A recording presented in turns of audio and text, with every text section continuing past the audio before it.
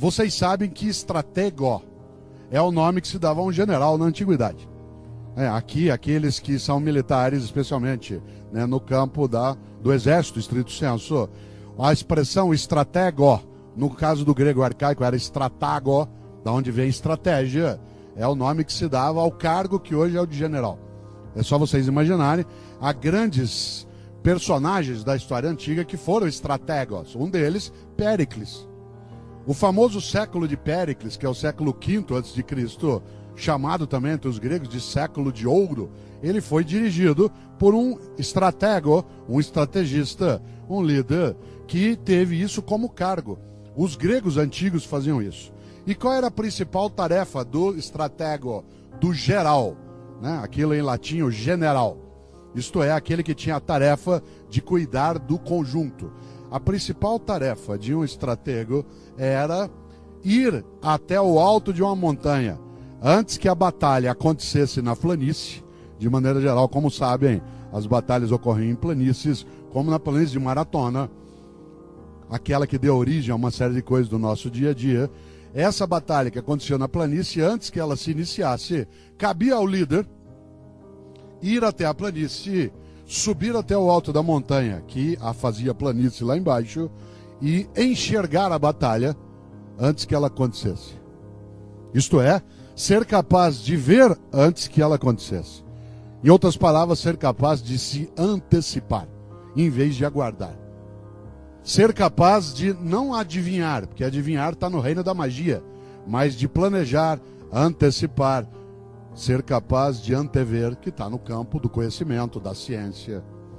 Aquilo que o general tinha de fazer era, de fato, olhar o futuro como se ele fora já presente, de maneira a olhar rota de fuga, capacidade de corte de abastecimento, capacidade de emboscada, isto é, enxergar a realidade antes que ela viesse à tona. Nesta hora, tem que pegar a frase de um grande paraibano que viveu no Rio, hoje mora em São Paulo, um homem que foi da Força Aérea e que tem uma frase decisiva para a gestão estratégica, Geraldo Vandré. Claro, bom, Geraldo Vandré, depois que eu falo, aí fica. Qual é a clássica frase do Geraldo Vandré?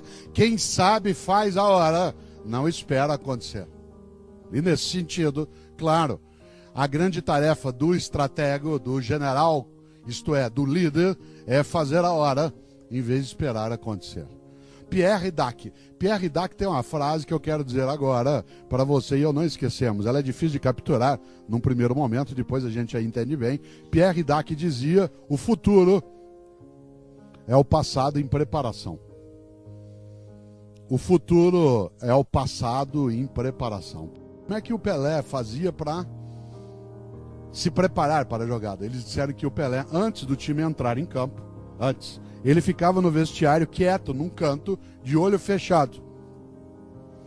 E aí se perguntou ao Pelé o que ele fazia quando ele estava ali no canto de olho fechado. Ele está se concentrando. O que ele estava fazendo? Antecipando as jogadas. Isto é, Pelé dizia: eu enxergo o que vai ter que acontecer e aí vou buscar para que aconteça. E aí, claro, de nada adianta toda a inventividade de alguns gênios se você não encontra a capacidade de uma liderança que organize de maneira a atualizar o modo de jogar. Atenção, a coisa mais perigosa para proteger o futuro é admitir o envelhecimento das ideias, das práticas. Cuidado, uma coisa é ficar velho, outra coisa é ficar antigo. O que impera na nossa vida, de maneira geral, é a primeira lei de Newton, a inércia. Todo corpo, a menos que haja um movimento contrário, ele tende ao repouso.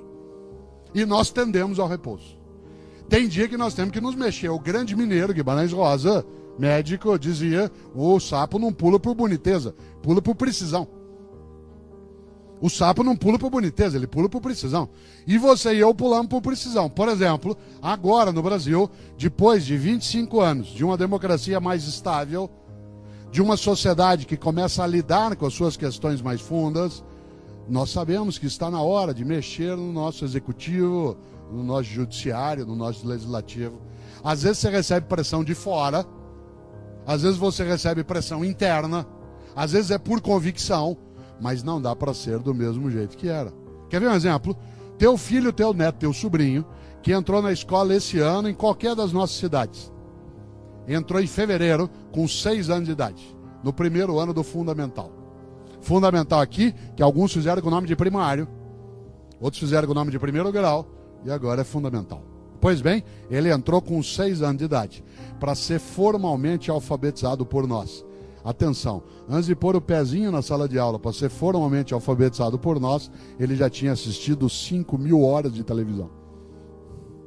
Atenção, teu filho, teu neto, teu sobrinho, meu aluno, no primeiro ano do fundamental, antes de pôr o pé na sala de aula, para ser formalmente alfabetizado, já tinha assistido 5.000 horas de televisão.